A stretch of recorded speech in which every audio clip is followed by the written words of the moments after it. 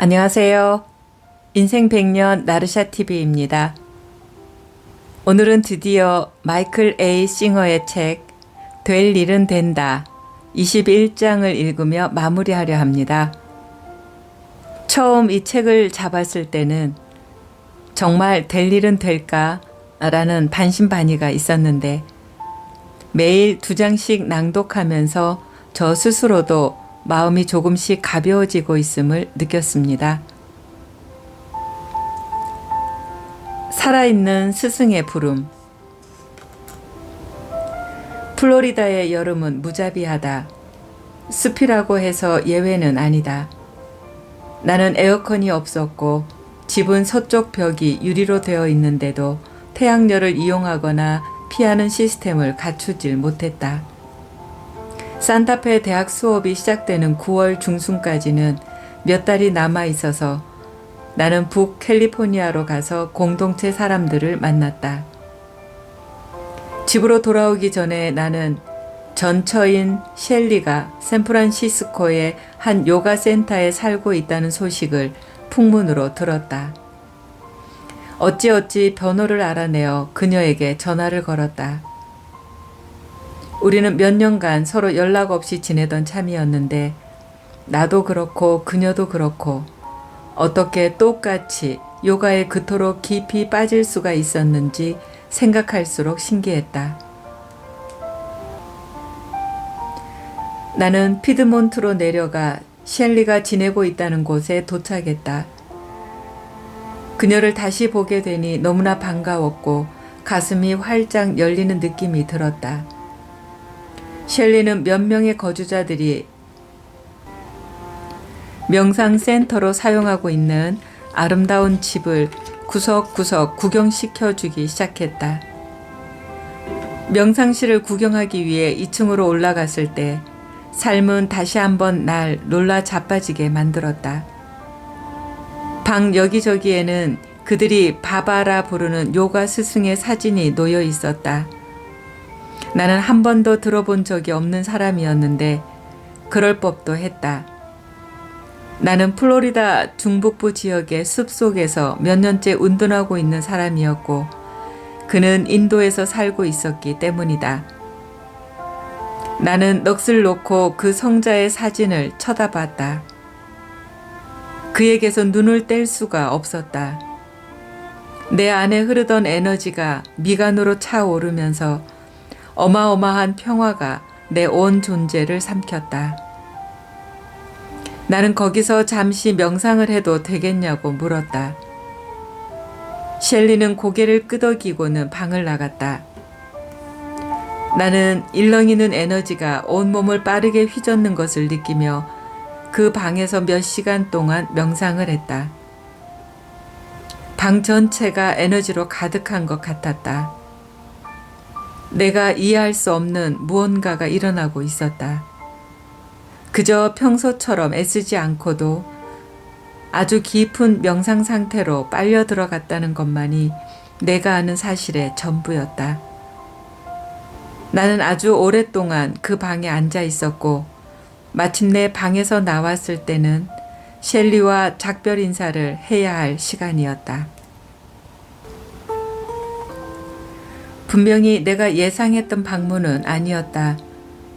삶은 그저 아주 사적인 이유로 출발한 여행을 강렬한 영적 체험으로 바꿔놓았다. 그때의 방문으로 얻은 것이 그게 다였다고 하더라도 환상적이었을 것이다. 하지만 그건 시작에 불과했다. 9월 초 집에 돌아오니 샌디네 집에 내가 모르는 사람이 살고 있었다. 알고 보니 샌디가 여행을 가면서 친구인 라마 말론에게 집을 빌려준 것이었다. 라마는 매우 활달하고 쾌활한 여성이었다. 흥이 많았던 그녀는 즉시 나를 자신의 세계로 끌어들였다. 라마를 처음 만나러 간 날, 그녀는 집을 어떻게 꾸몄는지 보여주겠다며 나를 오두막으로 초대했다. 엄청 신이 난 그녀는 내게 다락으로 올라오라고 손짓했다. 나는 얼기설기 만든 사다리를 타고 위로 올라갔다. 다락 위로 머리를 막 내밀었을 때 나는 내 눈앞에 놓인 것을 보고 거의 아래층으로 굴러 떨어질 뻔했다. 셸린의 요가 센터에서 막 알게 됐던 그 요가 스승의 사진이 다락 전체에 도배되어 있었기 때문이다. 나는 우연을 믿는 사람이다. 하지만 대륙의 이쪽 끝과 저쪽 끝에서 두 번씩이나 연달아 마주치다니. 1973년 당시만 해도 인도에 사는 이 성자를 아는 사람이 미국에는 많지 않았다. 그가 나를 미행해온 것만 같은 기분이었다. 라마는 곧장 얘기 보따리를 풀어냈다. 바바 묵타난다가 내년 봄에 미국에 오실 계획인데 내가 개인주빌로 그를 초청해야 한다고 말이다. 처음에는 그녀가 그랬으면 좋겠다는 식의 소망을 얘기하고 있다고 생각했으나 이내 그것이 100% 진심임을 알게 됐다. 나는 심호흡을 한번 크게 하고 나서 그 일이 왜 불가능한지 그녀를 설득하기 시작했다. 나는 숲속에서 홀로 살면서 사람들을 끌어들이지 않으려고 여러 해 동안 갖은 애를 다 쓰고 있는 사람이다. 이런 사람이 어떻게 인도에 편지를 써서 그토록 존경받는 요가 스승을 플로리다 중북부의 소도시로 초대하겠다고 나설 수가 있겠는가. 하지만 내 말은 통하지 않았다. 그녀는 내가 산타페 대학 이름이 인쇄된 편지지에다 바바를 초대하는 글을 써서 인도로 보내야 한다고 말했다. 바바가 애틀랜타에서 마이애미로 이동하는 길에 개인주빌에 잠시 들를 수 있게 말이다. 나는 말도 안 된다고 생각했다. 내 마음은 바바가 이곳에 올 리가 없다고 우겼다. 사실 편지를 써서 인도로 보낸다는 것 자체가 당혹스러운 일로 느껴졌다. 하지만 나에게 무슨 선택권이 있겠는가? 나는 저항하는 마음에 귀를 기울이거나 아니면 삶이 나를 이 위대한 요기와 만나게 해주었고 그의 사진 앞에서 깊은 체험을 하도록 이끌었으며 그의 열렬한 추종자를 내 땅에 쑤셔 넣어 나로 하여금 그를 개인주빌로 초대하도록 밀어붙이고 있다는 사실을 깨닫는 수밖에 없었다. 결국 나는 거기에 자신을 내맡기고 편지를 보냈다. 몇 달 후 답장이 날아왔다. 사람을 보낼 테니 개인주빌 방문 가능성에 대해 논의해보자는 내용이었다. 담당자가 도착했을 때 나는 아주 말쑥하게 차려입은 젊은이를 보고 깜짝 놀랐다. 그 역시 숲속에 혼자 살고 있는 웬 히피 같은 사람을 보고 적잖이 놀랐던 것 같다. 그가 이 모든 상황에 약간 떨떠름해하고 있다는 사실은 누가 봐도 알 수 있었을 것이다. 그는 바바와 그의 수행단이 일주일간 방문하려면 주최 측에서 어떤 준비를 해야 하는지를 설명하기 시작했다. 일단 최대 20명 가까이 되는 수행원들이 머물 숙소, 40명에서 100명가량의 사람들이 주중 내내 수업을 들을 수 있는 큰 방 하나, 주말 집중 수행 때 모일 몇백 명가량의 인원이 모두 들어갈 수 있는 대형 홀 하나가 최소한의 필요 조건이었다. 그는 내게 과연 이 모든 것을 준비할 능력이 있을지 사뭇 회의적인 태도를 보였다. 하지만 누가 그를 비난할 수 있겠는가? 나는 한 달 수입이 고작 $350밖에 안 되는 지방대학의 강사에 불과했다. 그 사람들이 원하는 자격과는 거리가 멀었다. 끝으로 그는 내게 생각해 볼 시간을 가져도 좋다며 다시 연락하겠다고 했다. 완전히 희망에 찬 소리도 아니었지만 확실하게 거절한 것도 아니었다. 그가 떠나기 전에 나는 중요한 질문을 하나 던졌다.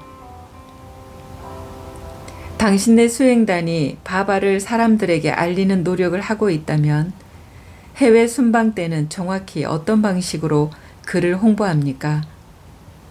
나는 영어 한마디 못하는 인도의 성자가 그토록 많은 사람들을 끌어모을 수 있으리라고는 생각지 않았다. 그는 바바가 매우 강력한 시따를 지닌 스승이시기 때문에 사람들이 그를 만나고 싶어 할 거라고만 했다. 나는 그게 무슨 말인지 몰랐지만 나중에 직접 알아보리라고 생각했다.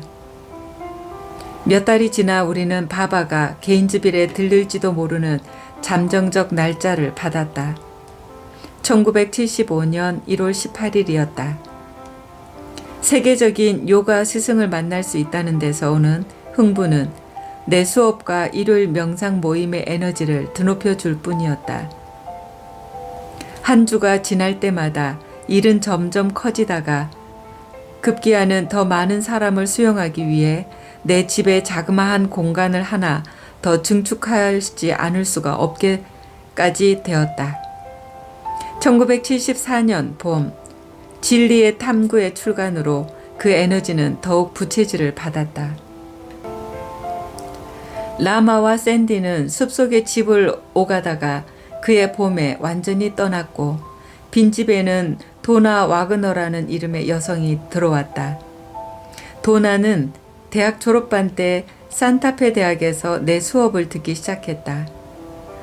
다른 학생들보다 몇 살밖에 많지 않았음에도 그녀는 훨씬 더 성숙하고 중심이 잡혀 있었다. 그녀는 내가 가르치는 내용을 매우 깊은 수준에서 이해했고 내가 진행하는 거의 모든 수업뿐 아니라 1호 명상 모임에도 꼬박꼬박 나왔다. 그녀가 숲으로 이사 오기 전까지 약 1년간 우리는 마을에서 번번이 마주쳤다.